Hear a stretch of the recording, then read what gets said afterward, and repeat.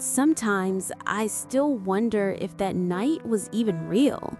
One drink too many, a bar filled with laughter, a few faces I barely remember, and then I woke up in a stranger's bed.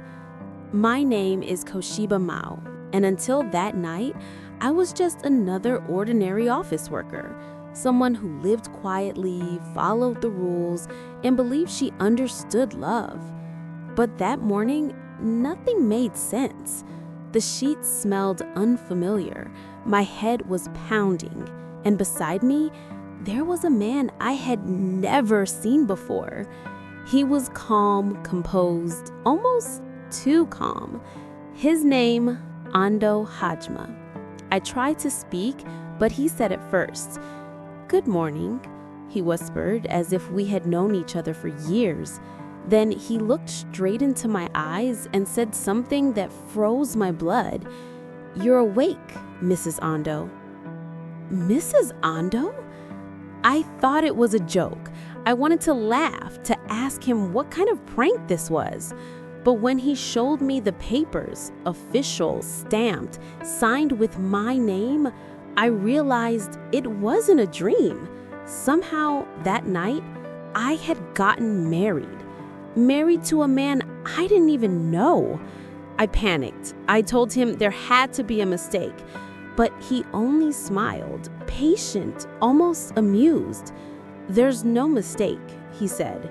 "You were the one who asked me to marry you." I didn't know whether to cry or scream.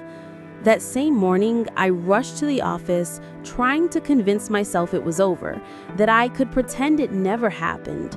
But fate, it seems, has a cruel sense of humor. When I arrived, everyone was gathered for an announcement. Our new department chief had just been appointed, and there he was, standing at the front of the room, perfectly composed, the man from my bed. Ando Hajime, my boss, my husband. My legs almost gave out. When our eyes met, he didn't flinch, not even a hint of embarrassment.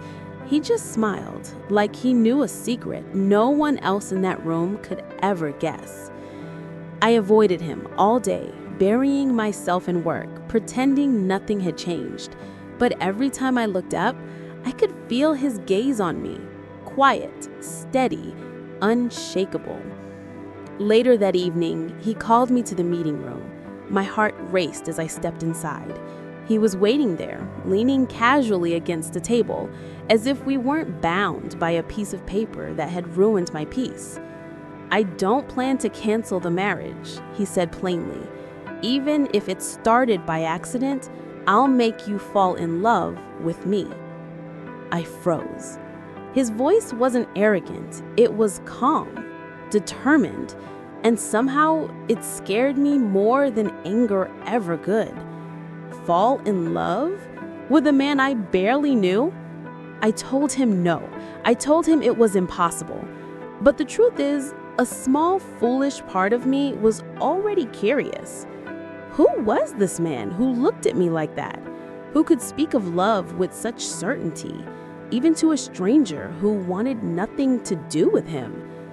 That night, I lay awake staring at the ceiling, wondering how something so absurd could feel so real.